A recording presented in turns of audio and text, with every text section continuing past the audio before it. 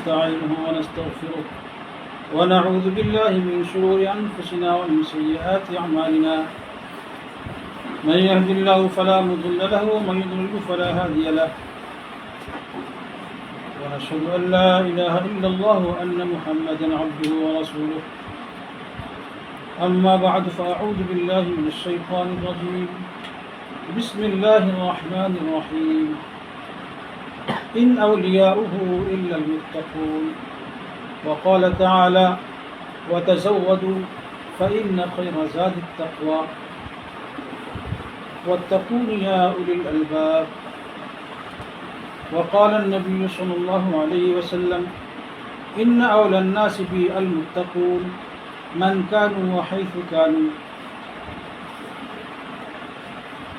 رواه أحمد عن معاذ بن جبل رضي الله عنه وقال النبي صلى الله عليه وسلم يا أبا هريرة اتق المحارم تكن أعبد الناس أو كما قال النبي صلى الله عليه وسلم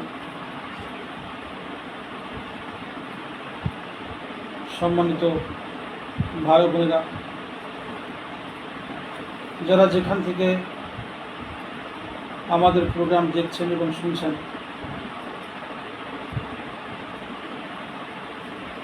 আল্লাহ পাক সকলকে মাফ ফরমান। আল্লাহ পাকের খাস নূরে আমাদের জিন্দেগিকে নুরানিতে করে দেন।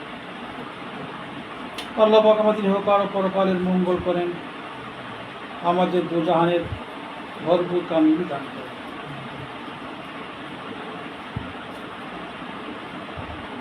আজকে দ্বিতীয় দিনের মতো একটু আলোচনায় আসলাম। আমাদের বিগত আলোচনা ছিল ঈমান সংক্রান্ত। তো ঈমানের পরেই তো তাকওয়ার স্থান মনে করলাম। অনেক আহ্বায়করাও বললেন যে তাকওয়া সম্পর্কে বললে একটু ভালো হয়, সেজন্য এই বিষয়ের অবতারণা করা। তাকওয়া জিনিসটা কি আসলে? তাকওয়ার আবিধানিক অর্থ কি, পারিভাষিক অর্থ কি, শরঈ অর্থ। তো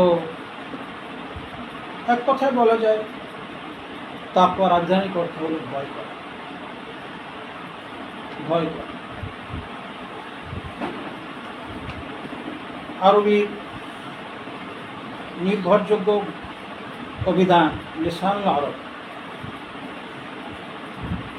তো সেখানে তাকওয়া সম্পর্কে লেখে তাকওয়াল্লাহি খাশিয়াতুহু ওয়া ইমতিসালু আওয়ামিরিহি ওয়া ইজতিনাবু নাওয়াহিহি। তাকওয়া মানে আল্লাহকে ভয় করা, আল্লাহ পাকের আদেশ পালন করা, আল্লাহ পাকের নিষিদ্ধ বিষয় পরিহার করে চলা, এটা হলো তাকওয়া। আর তাকওয়ার পারিভাষিক অর্থ কি, এক্ষেত্রে বহু ইখতিলাফ আছে। ইখতিলাফ মানে এক একজন এক এক রকম তাকওয়ার সংজ্ঞা দিয়েছে। তাকওয়ার বিষয় প্রায় 10টিরও অধিক সংজ্ঞা এসেছে। তো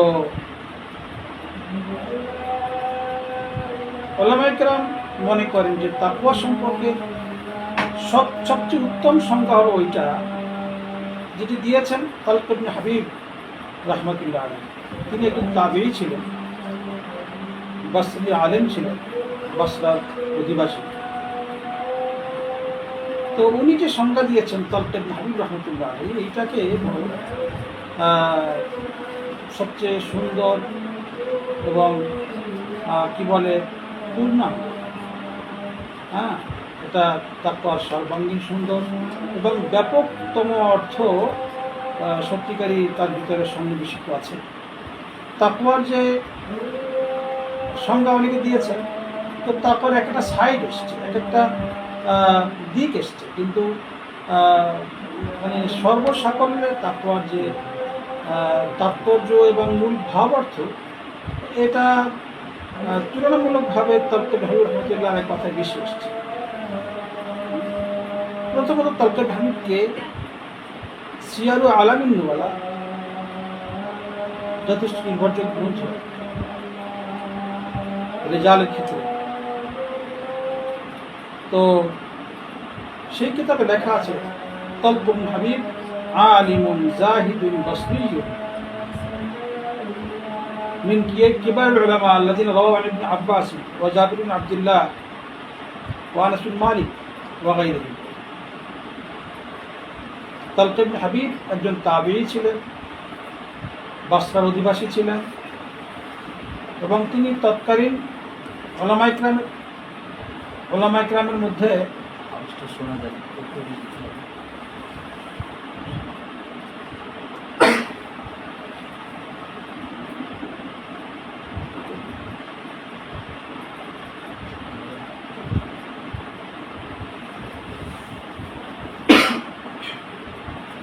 من كبار العلماء الذين رووا عن ابن عباس وجابر بن عبد الله وانس بن مالك وغيرهم। তিনি বড় বড় সাহাবায়ে কেরাম থেকে হাদিস বর্ণনা করেছেন। তিনি কিন্তু সাহাবায়ে কেরামের ছাত্র, অর্থাৎ তিনি তাবেঈ। তো তিনি তাকওয়ার যে সংজ্ঞা দিয়েছেন, হ্যাঁ, তো সেখানে লিখেছে যে ওনার তাকওয়ার সংজ্ঞা এসছে। উনি বলছেন যে ইদা ওয়াকাতিল ফিতান ফাতফিউহা বিত্তাকওয়া, ইদা ওয়াকাতিল ফিতান ফাতফিউহা বিনুরিত তাকওয়া। যখন কোনো ফিতনা দেখা যায়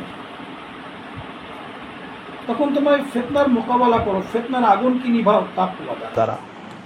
ক্বালু ওয়ামাত তাকওয়া, লোকেরা প্রশ্ন করলো তাকওয়া কি জিনিস যার দ্বারা আমরা ফিতনার আগুন কি নিভাবো। তিনি বললেন যে হিয়া আন তা'মালা বিতাআতিল্লাহি আলা নূরিন মিনাল্লাহি রাজা রাহমাতিল্লাহি ওয়া তাকওয়া তারকু মাআসিল্লাহি আলা নূরিন মিনাল্লাহি মাখাফাতা আযাবিল্লাহ। রাওয়াহু ইবনে আবি শাইবা ফি মুসান্নিবিহি বিরাকম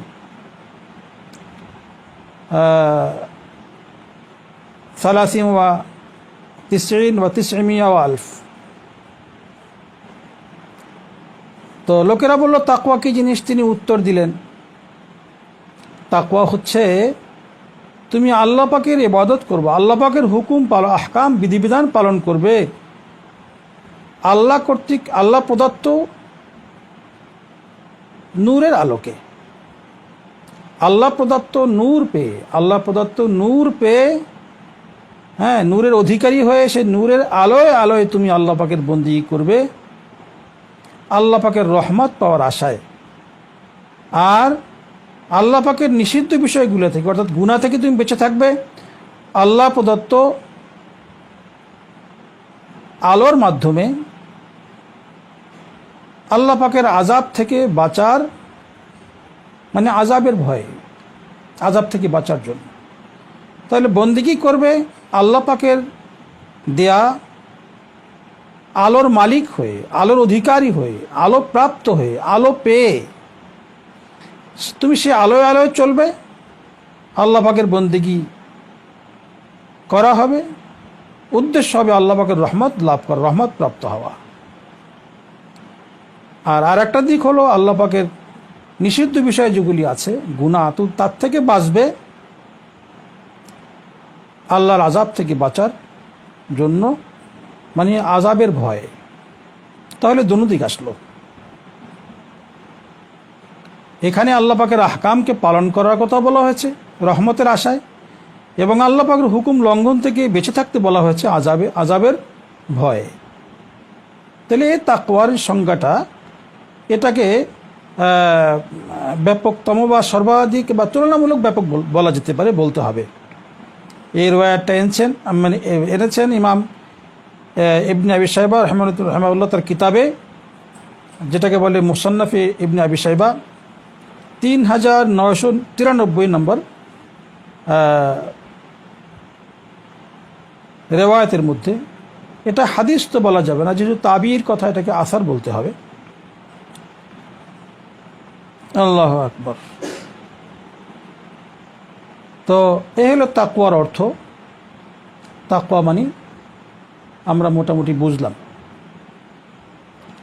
আসলে এই তাকওয়া সব কিছুর মূল। আল্লাহ পাক বলেন যে ইন্না আকরামাকুম ইনদাল্লাহি আতকাকুম, তোমাদের মধ্যে আমি আল্লাহর নিকটে ওই ব্যক্তি সর্বাধিক সম্মানিত যে তোমাদের মধ্যে সর্বাধিক মুত্তাকি, যার তাকওয়া যত বেশি সে আমার নিকট অত বেশি প্রিয় এবং সম্মানিত। মানে আল্লাহ তাকে সম্মান করেন, সুবহানাল্লাহি ওয়া বিহামদিহি, আল্লাহ পাক তাকে সম্মানের নজরে দেখেন। এটা কি চারটিখানি কথা?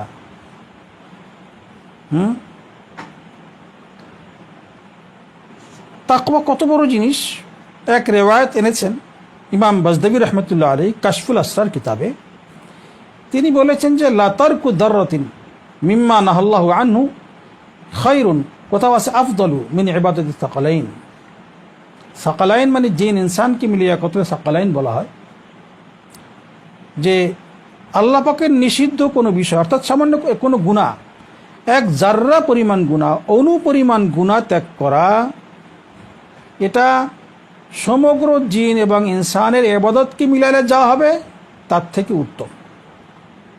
তো একদিকে হলো শুধু এ যুগের না, পূর্বকার বা পরবর্তী যুগ না, সর্বযুগের সর্বকালের, একাল এবং সেকালের সর্বকালের সমস্ত জিন এবং ইনসানের ইবাদত মিলালে যা হবে তার থেকেও আল্লাহ পাকের নিকটে অধিক প্রিয় এবং অধিক শ্রেষ্ঠ হচ্ছে এক জাররা পরিমাণ, এক অনুপরিমাণ গুনাহ ত্যাগ করা। এবার চিন্তা করতে পারেন যে সত্যিকারই আল্লাহ পাকের নিকটে তাকওয়ার ভ্যালু কি, তাকওয়ার ওজন কত। আমরা আসলে অধিক ইবাদত পছন্দ করি, বেশি ইবাদত করতে চাই। অবশ্যই বেশি ইবাদত কাম্য না, কেন, অবশ্যই করতে হবে। কিন্তু আল্লাহ রসুল একটা সুন্দর একটা কৌশল শিখিয়েছেন। আল্লাহ রসুল হাদিসের মধ্যে বলেন, ইয়া আবু হুরায়রা ইত্তাকিল মাহারিম তাকুন আবাদান নাস, হে আবু হুরায়রা তুমি সমস্ত হারামকে বর্জন করে চলো, তাহলে তুমি লোকদের মধ্যে মানে সর্ববৃহৎ আবেদ হয়ে যাবে, ইবাদতকারী হবে, সর্বাধিক ইবাদতকারী হবে। আবাদ এটা সুপারলেটিভ ডিগ্রি, সর্বাধিক ইবাদতকারী। শুধু হারাম থেকে বাঁচবে, বাস নিষিদ্ধ বিষয় থেকে বাঁচলে তাহলে তুমি আল্লাহ পাকের নিকটে সর্বোচ্চ আবেদ বলে পরিগণিত হবে। এর রিওয়ায়াতটা এনেছেন ইমাম আহমদ রাহিমাহুল্লাহ এবং তিরমিজি রহমতুল্লাহ আলাইহি, এবং হাদিসটা হচ্ছে হাদিসে হাসান, হাসান পর্যায়ের হাদিস। তো হারাম থেকে বেঁচে থাকলেই সবচেয়ে বড় ইবাদত করা হলো। এটা কিন্তু আসলে আমাদের বলতে গেলে বিষয়টা আমাদের বোধগম্য না, বা কমপক্ষে আমরা এর সাথে পরিচিত কম তুলনামূলকভাবে। আমরা ইবাদত বলতে বুঝি হাতের তাসবিহ নাও, কোরআনে কারীম খোলো, তেলাওয়াত করো, নামাজে দাঁড়িয়ে যাও, অবশ্যই এগুলো ভালো ইবাদত। কিন্তু আমার বন্ধু তাকওয়া কিন্তু ফরজ, তাকওয়া ফরজ, এটা আমরা খুব স্মরণ রাখতে হবে। সর্ব হালাতে তাকওয়া রক্ষা করে চলা ফরজ। এর দলিল কি আল্লাহ কোরআনে বলছেন যে ইন্নামা ইয়াতাকাব্বালুল্লাহু মিনাল মুত্তাকিন, আল্লাহ কেবল মুত্তাকি ব্যক্তিদের আমলই কবুল করেন। ইন্নামা হারফে হাসর আরবি ভাষায়, অর্থাৎ শুধুমাত্র কেবলমাত্র নিছক আল্লাহ পাক মুত্তাকিদের আমলই কবুল করেন। তা আপনারা বোঝেন এই বাচনভঙ্গি থেকে, এই যে আল্লাহ পাকের এই বচন থেকে, কথার ধরন থেকে আপনি বোঝেন, কথার স্টাইল থেকে বোঝেন যে মুত্তাকি তার মুত্তাকি হওয়া ফরজ, এটা বোঝাই যায়। এখানে এই জন্য ওলামা কেরাম বলেছেন যদি ইন্নামা আছে যে আল্লাহ পাক একমাত্র এবং মুত্তাকির ইবাদতই কবুল করেন, তাহলে তো তাকওয়া ফরজ বোঝাই যায়। এই ইন্নামা শব্দটা সত্যিকারই এই অর্থটি এটাই মিন করে বিষয়টাকে। তো তাকওয়া অর্জন করা ফরজ। আমাদের আকাবের যারা তাকওয়ার স্পেশালিস্ট, আউলিয়া কেরাম, বুজুর্গানে দিন, আসলে অনেকে বুজুর্গ বললে মানতে কষ্ট হয়, বুজুর্গ বলতে মানতে কষ্ট হয়। কারণ যে বুজুর্গ আবার কি জিনিস, যাকে এ নিয়ে একদিন সময় আলোচনা করব। আউলিয়া কেরাম যারা, তাদেরকেই বুজুর্গানে দিন বলি। আমাদের মাশায়েখ আকাবের তারা বুজুর্গানি দিন, তো তাদের একটা ল পড়তে পড়তে, অর্থাৎ যারা লয়ার, যারা জীবনে লর মধ্যে জীবন কাটিয়েছেন, তাদের কিন্তু একটা অভিজ্ঞতাও একটা দলিল, তারা কি বলতে চান এই বিষয়ে। এই জন্য দেখবেন না, যখন কোনো আইন নিয়ে কোনো জটলা দেখা দেয়, তখন কিন্তু যারা প্রবীণ এবং বিদগ্ধ প্রাজ্ঞ আইনজ্ঞ যারা, তো তাদের কিন্তু স্মরণ করা হয়। এক্ষেত্রে অবশ্যই অনুজরা অগ্রজদের প্রাধান্য দেন, হ্যাঁ, সিনিয়রদের অবশ্যই প্রাধান্য সর্বযুগে ছিল। তো যারা তাকওয়ার বিষয় বিশেষজ্ঞ এবং এই লাইনে আগানো, তো তারা এক কথা বলেছেন যে আল্লাহ পাকের ইবাদত দুই রকম, ইতিবাচক নেতিবাচক। ইতিবাচক ইবাদত কি? করণীয় কাজ যেগুলি, সেগুলো হচ্ছে ইতিবাচক ইবাদত। নামাজ, রোজা, হজ, জাকাত, হ্যাঁ, জিকির আজকার, কোরআন তেলাওয়াত, হ্যাঁ, দান খয়রাত, সবই হচ্ছে ইতিবাচক ইবাদত। তো এগুলোর নূর যতটা, তার থেকে নেতিবাচক ইবাদত, গুনাহ ত্যাগের নূর, এটা বেশি তীব্র, বেশি প্রখর, বেশি শক্তিশালী, বেশি পাওয়ারফুল। সে নূরের ঝাঁজ বেশি। মানে করণীয় কাজগুলো করলেও নূর অর্জিত হবে, তার থেকে বর্জনীয় কাজগুলি বর্জন করলে, পরিহার করলে আরও বেশি পাওয়ারফুল নূর অর্জিত হবে। হ্যাঁ, এই জন্য বলছেন যে সালবি ইবাদতের নূর বেশি প্রবল, বেশি শক্তিশালী। নিষিদ্ধ বিষয় থেকে বেঁচে থাকা, এটা বড় ইবাদত, তার নূর বেশি। তো আমাদের আউলিয়া কেরাম, আমাদের বড়রা, আমাদের মাশায়েখ বলেন যে আসলে নেক কাজ একটা এমন জিনিস যেটা ভালো মানুষও করে, খারাপ মানুষও করে। নামাজ কিন্তু সবাই পড়ে, ভালো মানুষও পড়ে, যারা অত ভালো না তারাও পড়ে। কিন্তু তাকওয়া, গুনাহ ত্যাগ করার কাজটা শুধু আউলিয়া কেরামই করেন। যারা আউলিয়া কেরাম, ওলি আল্লাহ বলি মুত্তাকিকে। হ্যাঁ, ইন আউলিয়াহু ইল্লাল মুত্তাকুন, আল্লাহ বলেন যে মুত্তাকি তো কেবল, মানে ওলি তো কেবল মুত্তাকিরাই। এই জন্য তাকওয়া অর্জন করা খুব দরকার। বেশি ইবাদত করার পরে তো অহংকারও সৃষ্টি হতে পারে। তাকওয়া একটা এমন জিনিস, এমন আমল, আপনি যত বেশি করবেন কিন্তু অহংকার করার কোনো সুযোগ নেই। মনে করেন আপনি নজরের গুনাহ করেন না, আপনি চোখের হেফাজত করেন। যদি আপনি আজীবন চোখের হেফাজত করেন, যখনই কোনো ভিন নারীকে দেখলেন, আপনি চোখের হেফাজত করলেন, দৃষ্টিকে নত করলেন। হ্যাঁ, কোনো গুনাহের সুযোগ আসলো, আপনি সেখান থেকে আত্মরক্ষা করে চললেন, বেঁচে থাকলেন। তো এতে কিন্তু আপনার কি বলে যে কেউ ঢোল পিটাবে না যে আপনি ওলি আল্লাহ হয়ে গেছেন এই সেই। হ্যাঁ, কারণ গুনাহ কাজ না করে সব, এটা সাংঘাতিক না? নেক কাজ, অন্যান্য নেক কাজ করলে দেখা যায়। একজনের সারা রাত নামাজ পড়লো, দেখা যাবে। সারাদিন তেলাওয়াত করলো, দেখা যাবে। সারাদিন জিকির করলো, টের পাওয়া যাবে। কিন্তু তাকওয়া একটা এমন আমল, বহু সময় টের পাওয়া যায় না। অনেক ক্ষেত্রে টের পাওয়া যায়, কিন্তু বেশিরভাগই তাকওয়া, রাসূল পাক সাল্লাল্লাহু আলাইহি ওয়াসাল্লাম বলেছেন যে তাকওয়া হাউনা, তা তাকওয়া তো অন্তরের জিনিস। হ্যাঁ, তাকওয়া অন্তরের জিনিস।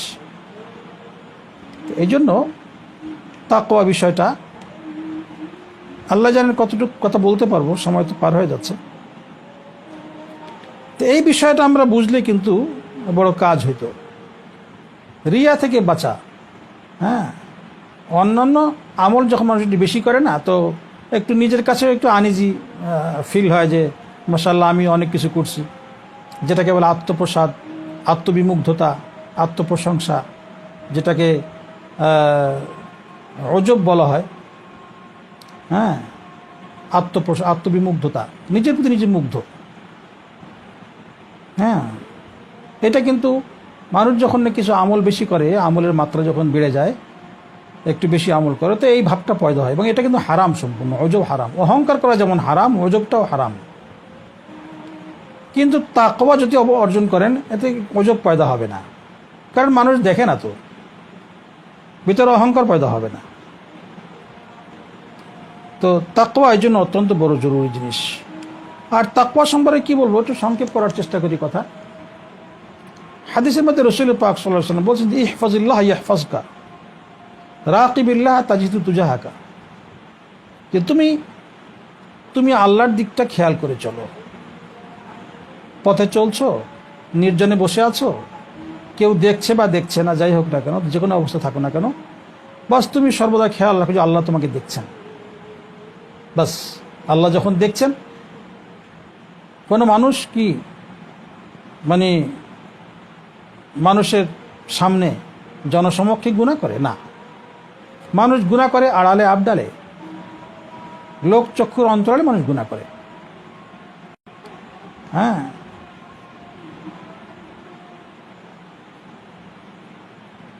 মানুষকে ভয় পায়। তো সে যখন বুঝবে যে আমার এখানে কেউ নেই, নির্জন কক্ষে আমি একা না, সাথে আল্লাহ আছেন, এখানে আল্লাহ উপস্থিত আছেন, অবশ্যই গুনাহ থেকে বেঁচে থাকবে। আর শুধু গুনাহ থেকে বেঁচে থাকবে না, সেই নির্জনতাকে যত সুন্দর করা যায়, যত অলঙ্কৃত করা যায়, শোভামণ্ডিত করা যায়, সুন্দর করা যায়, সে চেষ্টা করবে। আল্লাহু আকবার। আল্লাহ রাসূল বলছেন যে কি, ইত্তাকিল্লাহ ফিস সিররি ওয়াল আলান, আল্লাহকে ভয় করো গোপনে প্রকাশ। হ্যাঁ, অনেক বুজুর্গাদিন ছিলেন যে কখনো পা লম্ব করে ঘুমাতেন না।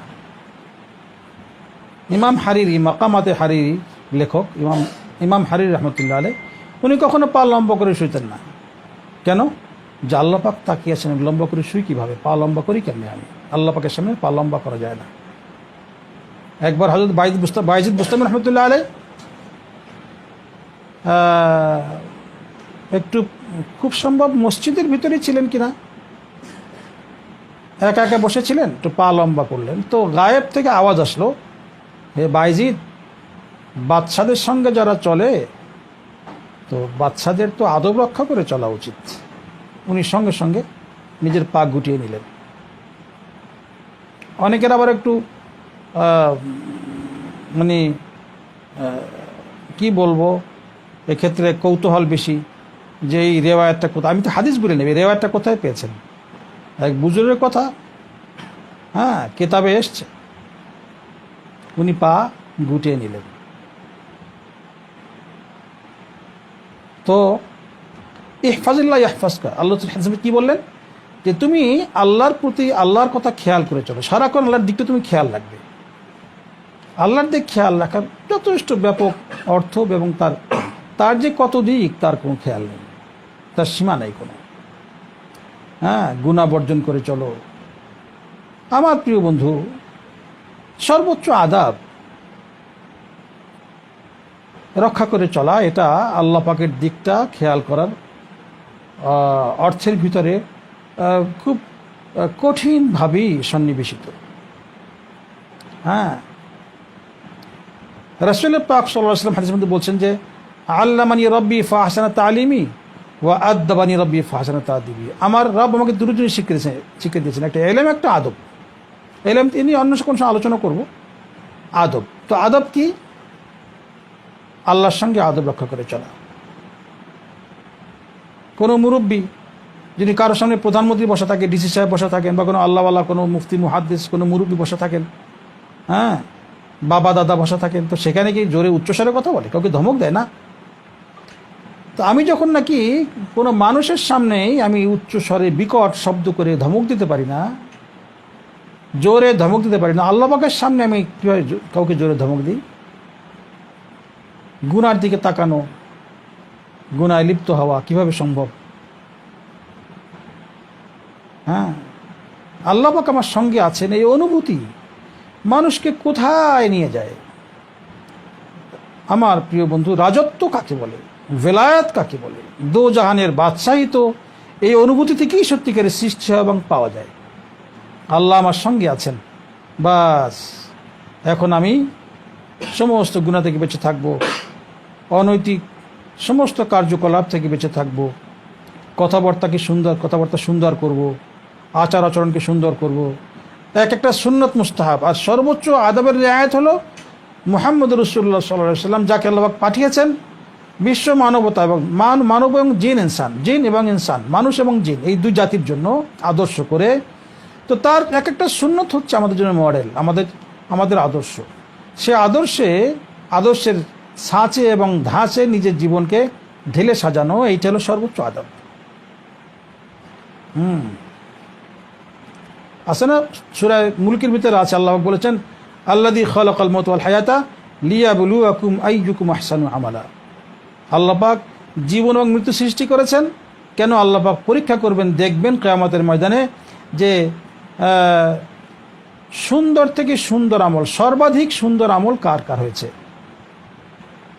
তাফসিরে মাআরিফুল কোরআন মধ্যে মুফতি শফী রাহমাতুল্লাহ বলছেন কথা, যে আয়াতের অর্থ হলো সুন্দরতম আমলের অর্থ হলো মুহাম্মদ রাসূলুল্লাহ সাল্লাল্লাহু আলাইহি ওয়াসাল্লাম, যিনি নবিকুল শিরোমণি, আমাদের অহংকার, আমাদের গর্ব, আমাদের প্রিয় নবী মুহাম্মদ সাল্লাল্লাহু আলাইহি ওয়াসাল্লাম, তো তার সুন্নত মোতাবেক জীবন গড়া। অর্থাৎ আল্লাহ পাক কি আমাদের দেখবেন সুন্দরতম আমল কে নিয়ে আসছে, মানে মুহাম্মদ রাসূলুল্লাহ সাল্লাল্লাহু আলাইহি ওয়াসাল্লামের দ্বারা জীবনকে কে কতটা সজ্জিত করে এসছে দেখার বিষয় হবে। তো আমার প্রিয় বন্ধু, যে আল্লাহ পাক তাকওয়ার একটা বড় অর্থ হলো আল্লাহ পাক, আল্লাহর দিকটা সারাক্ষণ খেয়াল করে করে চলা, আল্লাহ পাকের লাজ রাখা, শয়নে স্বপনে, লোকালয় নির্জনে, যেখানে থাকি না কেন আল্লাহ আমার সঙ্গে আছেন, এই জিনিসটা আল্লাহ বলেন তুমি যদি খেয়াল রাখো আমিও তোমার খেয়াল রাখবো। রাকিবিল্লাহ তাজিদু তুজাহাকা, তুমি আল্লাহকে সম্মান করে চলো, আল্লাহ তোমাকে সম্মান করবেন। তুমি আল্লাহ পাকের সীমারেখা, আল্লাহ পাকের বিধিনিষেধের সীমারেখা রক্ষা করে চলো, যখন এমন করলে তোমার যখন যে জরুরত আসবে, প্রয়োজন আসবে, যখন যা লাগবে আল্লাহ পাক তোমাকে সেগুলো দান করবেন। তুমি আল্লাহ পাকের আদব রক্ষা করে চলো, আল্লাহ পাকের হুকুম পালন করে চলো, বাস সারাক্ষণ তোমার যেন হৃদয়মান জাগরুক থাকে, সারাক্ষণ সচেতন থাকে যে আল্লাহ পাকের দিকটা যেন আমার কখনো না হয়, এই দিকের আদব আমার হাত ছাড়া না হয়, আমি কোনো ভুল ত্রুটি করে না ফেলি আল্লাহ পাকের শানে, কোনো অন্যায় বা কোনো বেয়াদবি না করি, বাস সামান্য থেকে সামান্য বেয়াদবি আল্লাহ পাকের শানে না হয়, ফের ইনশাআল্লাহ পাক আমার দিকটা দেখবেন, আল্লাহ পাক আমার দুনিয়া আখিরাতের জন্য আল্লাহ পাক যথেষ্ট হয়ে যাবে। কি সুন্দর, রাকিবিল্লাহ তাজিদু তুজাহাকা, তুমি আল্লাহ পাকের দিকটা খেয়াল করে চলো, যখনই তোমার কিছু প্রয়োজন হবে তুমি তোমার সামনে তোমার দিকে আল্লাহকে মোতাওয়াজ্জে পাবে। তো আর আসলে বেশি আলোচনা করতে পারলাম না, 40 মিনিট হয়ে গেছে মনে হয় না, আধা ঘন্টা আর কিছু কথা বলা যায়। মাশাআল্লাহ মাশাআল্লাহ। আসলে আল্লাহ পাকের দিকটা, এটা সত্যিকারে কি বলা যাবে, আল্লাহর সঙ্গে বান্দার যে সম্পর্ক, এই সম্পর্কের ধরনটা কি আসলে অনেকেই বোঝে না।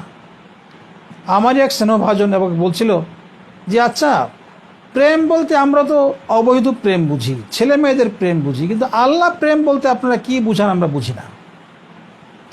তো এই বিষয়ে তো এখন লম্বা কথা বলা যাবে না, সংক্ষেপ একটু বলি শেষ দিকে, যে আল্লাহ পাকের সঙ্গে তাকওয়ার যে বিষয়টা, সেটা হচ্ছে সারাক্ষণ নিজের শরীর এবং মনকে পবিত্র রাখা। আল্লাহ কুদ্দুস, আল্লাহ যে কেমন পবিত্র, এই পবিত্রতার সংজ্ঞা পৃথিবীর কোনো কিছু দিয়ে বোঝানো সম্ভব না। আমরা তো স্থূল না বাকি কি বুঝি, যে অপবিত্র বিষয়গুলি স্থূল মোটা মোটা সেগুলো আমরা বুঝি, কিন্তু সূক্ষ্ম থেকে সূক্ষ্ম বিষয়, এই সূক্ষ্ম বিষয়গুলো আমরা বুঝি না পবিত্রতার ক্ষেত্রে। গোবরও নাপাক, মানুষের মলমূত্র নাপাক, এটা কিন্তু বোঝা সহজ। কিন্তু অহংকারটাও কিন্তু নাপাক, কুফর নাপাক, শিরিক নাপাক, বেয়াদবি নাপাক, জুলুম নাপাক, কারো প্রতি অবৈধ কারো দিকে কামভাব নিয়ে তাকানোটাও নাপাক, বেয়াদবির চিন্তা করাও নাপাক। এই নাপাকিগুলি ধরার জন্য আসলে অনেক উন্নত রাডার দরকার। আমাদের এই মোটা রাডারে ধরা পড়বে না, এটা হলো নবী রসুলদের রাডার লাগবে, আউলিয়া কেরামের রাডার লাগবে। যাই হোক, তো এই তাকওয়া পবিত্রতার এক অনুভূতি নিয়ে আল্লাহ পাকের সঙ্গে থাকা, আল্লাহ পাকের সঙ্গে চলা, আল্লাহর সঙ্গে জীবনযাপন করা। আমি সত্যিকারে কি যে বলবো, এ বিষয়ে অনেক কিছু বলতে মন চায়।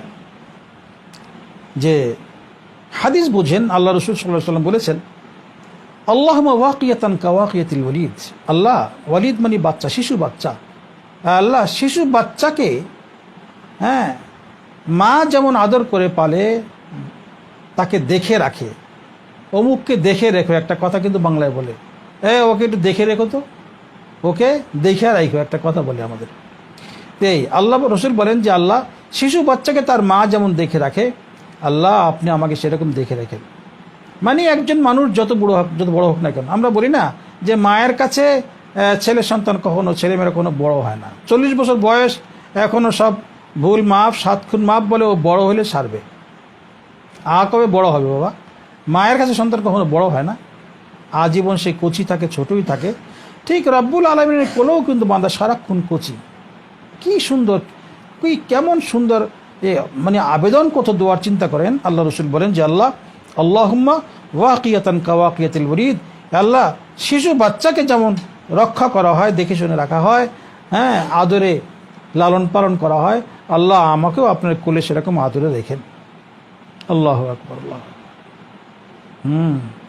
কি বলবো, অনেক আল্লাহ আল্লাহ বান্দা এমনও আছেন যে একা একা নির্জন কক্ষে বসে 2 হাত বাড়াইয়া দেয় আর বলে কি আল্লাহ তোলে তোলে তোলে, মানে কোলে আর কি। যেমন শিশু বাচ্চারা আছে না, ওদের অস্ফুট ভাষায় কথা বলে, হ্যাঁ কথা আধো আধো কথা বোঝা যায়, অস্পষ্ট কথা, হ্যাঁ অস্ফুট ভাষায় কথা বলে, তো ভাঙা ভাঙা কথা, আল্লাহ তোলে তোলে এভাবে বলে, আল্লাহর সাথে কথা বলে। আর এমনভাবে কাঁদে যেমন নাকি বাচ্চা মায়ের কোলে বসে কাঁদে। একটা কথা বোঝেন তো, আল্লাহর সাথে প্রেমটা বুঝে না আসতে, আমি বললাম এদিকে প্রেমটাকে ডাইভার্ট করেন, তাহলে বুঝে আসবে যে মায়ের সঙ্গে সম্পর্ক কি, সন্তানের কিন্তু একটা প্রেম থাকে, ভালোবাসা থাকে। সেটা কি, মায়ের প্রতি স্নেহ নিবেদন, কি বলে সর্বোচ্চ, সর্বাধিক, হ্যাঁ যার পর নেই সম্মান এবং শ্রদ্ধা নিবেদন করা। এবং মায়ের পক্ষ থেকে শিশুর প্রতি কি আসে, যার পর নেই স্নেহ এবং মমতা নিবেদন করা। এই যে একটা সম্পর্ক, এখানে কিন্তু প্রেমের বন্ধন একটা আছে। এটা চিন্তা করলে আমাদের সহজে বুঝে আসবে যে আল্লাহ পাক একটা বাচ্চা দেখবেন, যতক্ষণ মায়ের কোলে, হয়তো বাচ্চা খেলছিল, হ্যাঁ খেলে ও পিছনের দিকে তাকায় যে মা আছে কিনা। ও কিন্তু এখানে খেলে, ওর কুল জাহান কিন্তু মা। হ্যাঁ, মা যতক্ষণ আছে ঠিক আছে, একবার দেখে মা আছে, আবার সে খেলায় মনোনিবেশ করে, একটু পর মনে পড়ে আবার, হ্যাঁ আম্মা আছে কিনা, আম্মু আছে কিনা, তো পিছনে ফিরে আবার তাকায়, যখন দেখে ঠিক আছে। এরপর যখন তাকায় দেখা যায় মা নাই, হাউমাও করে কান্নাকাটি শুরু করে। এই যে একটা মায়ের প্রতি একটা তার টান, হ্যাঁ মানে কি বলে, নারীর টান বলেন, এবং একটা মানে প্রতিরোধ এবং কি বলা যায়, অদম্য একটা ভালোবাসা, এবং হৃদয়ের গভীর থেকে উচ্চারিত একটা ভালোবাসা মায়ের প্রতি। এই স্নেহের টানে টানেই কিন্তু বাচ্চাটা বেঁচে থাকে। আর যখন একটু বড় হয়, স্কুলে বা কোথাও পড়াশোনা করে, মাদ্রাসায় পড়াশোনা করে, যখন বাসায় যায় তো গিয়ে দেখে মা ঘরে আছে কিনা, মা ঘরে আছে কিনা। হ্যাঁ, আমারই এক স্নেহভাজন, তো সে বড় হয়েছে নানা বাড়িতে, তো তার মার বক্তব্য হলো যে ও যখন স্কুল থেকে আসতো তো সবার আগে আমার রুমে এসে দেখতো মা আছে কিনা। মায়ের বক্তব্য এটা, যদি মা আছে তো ঠিক আছে, আর মা নাই তো অস্থির। তো একটা বাচ্চার জীবন যেমন নাকি মা কেন্দ্রিক হয়, মা নির্ভর হয়, ঠিক আল্লাহওয়ালা বান্দা আল্লাহর সঙ্গে এভাবেই সম্পর্ক রক্ষা করেন, এভাবে রক্ষা করে চলেন। প্রথম তো এই সম্পর্ক রচনা করা, ফের এটাকে আজীবন রক্ষা করে চলা, এটাই হচ্ছে বেলায়াত। আল্লাহু আকবার। এই অর্থই তো হাদিস বহন করছে। আল্লাহ রাসূল বলেছেন আল্লাহুম্মা ওয়াকিয়াতান কাওয়াকিয়াতিল ওয়ালিদ, আল্লাহ শিশুকে যেমন নাকি মা দেখে রাখেন, তো ঠিক আল্লাহ আপনি আমাকে এরকম দেখে রাখবেন। এই যে একটা বিষয়, ঠিক আছে। তো আসলে আল্লাহ এইরকম যারা চলেন, ফের আল্লাহ পাক তাদের দুনিয়া ও আখিরাতের জন্য যথেষ্ট হয়ে যান। হ্যাঁ, আল্লাহু আকবার। তো আজকে আসলে কি বলবো, ভয় লাগছে। আবার নাকি ইউটিউবে ফেসবুকের বন্ধুরা নাকি লম্বা আলোচনা শুনতে চান না, এটাও শুনি।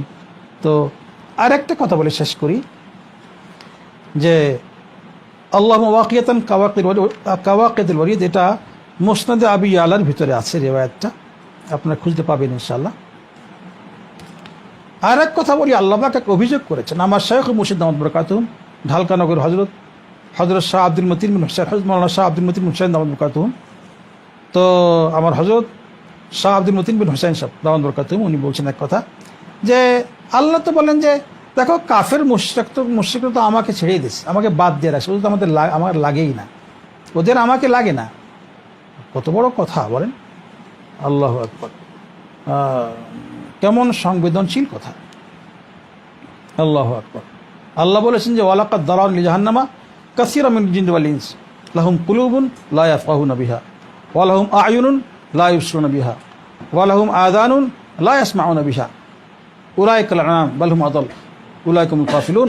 যে আমি কিছু লোককে সৃষ্টি করেছি, হ্যাঁ, মানুষ এবং জিন জাতির মধ্যে, যাদের সত্যিকারী দিল অন্তঃকরণ তো আছে, হৃৎপিণ্ড আছে, কিন্তু তা কাজ করে না, বোঝে না, চোখ আছে দেখে না, হ্যাঁ, কান আছে শোনে না। এরা হলো চতুষ্পদ জন্তুর চেয়েও নিকৃষ্ট। এখন আদল্য শব্দের অর্থ কি? আদল মানে অধিকতর পথভ্রষ্ট, যারা পথ হারা। আরবিতে এক ব্যবহার আছে, বলে দল্লাত তরিকা, একটা ব্যবহার আছে আরবিতে, আরবি ভাষায়। দল্লাত তরিক মানে পথ হারানো, এক লোক তার পথ হারিয়ে অন্যদিকে চলে গেছে, একেবারে দল্লাত তরিক। আর আদল্য এটাও সুপারলেটিভ ডিগ্রি, যে অর্থাৎ যে সর্বাধিক পথহারা মানুষ, সর্বাধিক পথহারা মানুষ। কীরকম দেখবেন, যারা গাঁও গ্রামে থেকেছেন দেখেছেন যে মানুষ এরকম গরু মহিষ ছাগল মাঠে ছেড়ে দেয়, সারাদিন ঘাস খায় মনের আনন্দে, বিকালবেলায় প্রত্যেকটা জন্তু, প্রত্যেকটা পশু, গরু বলেন, মহিষ বলেন, ছাগল বলেন, নিজ নিজ মালিকের বাড়িতে নিজের সেই খোয়ারে গিয়ে আবার ওঠে। কিন্তু ভুল করে না, মালিকের বাসা, মালিকের ঘরে, মালিকের সেই নির্ধারিত জায়গায় সে গিয়ে ওঠে, মালিকের বাড়ি চেনে। আল্লাহ পাক কষ্ট ব্যক্ত করেছেন, আহা এই কাফের মুশরিকরা আমি আল্লাহর বাড়ি চিনল না, আমি আল্লাহকে চিনল না। এই অর্থে আল্লাহ পাক বলেছেন যে গরু ছাগল পর্যন্ত সারাদিন মাঠে ঘাটে ঘাস খাওয়ার পরে সন্ধ্যা নেমে আসলে সে বোঝে আমাকে এখন যেতে হবে, তো নিজ মালিকের বাড়িতে আমাকে প্রত্যাবর্তন করতে হবে, ফিরে যেতে হবে। কিন্তু কাফেররা বুঝলো না যে সত্যিকারী আমাদের রবকে, আমাদের যখন সত্যিকারী জীবনের, যখন সত্যিকারী কি বলে গোধূলি বেলা বলেন, যা বলেন, সন্ধ্যা নেমে আসবে, তো আমাকে কোথায় যেতে হবে? হ্যাঁ, আমাকে জীবনের শেষ বেলায় ইন্তেকালের সময় বা ইন্তেকালের কোথায় যেতে হবে? আমার রবের কাছে যেতে হবে। এইটা বোঝে না। আল্লাহ এই জন্যই বলেছেন যে এরা গরু ছাগলের চেয়েও অধিকতর পথহারা। গরু ছাগল তো মালিকের বাড়ি চিনে আবার ফিরে যেতে পারলো, যেখান থেকে ভোরবেলায় এসেছিল সন্ধ্যাবেলায় সেখানেই ফিরে গেল। কিন্তু কাফের মুশরিক যারা, অমুসলিম যারা, আহা বেচারা বুঝতে পারলো না। আল্লাহ পাক আমাদের সাথে বোঝার তৌফিক দান করেন। এই অর্থে দল্লাত তরিক, বালহুম আদলের অর্থ এইটাই। তো আল্লাহ পাক আমাদেরকে এরকম পথহারা হওয়া থেকে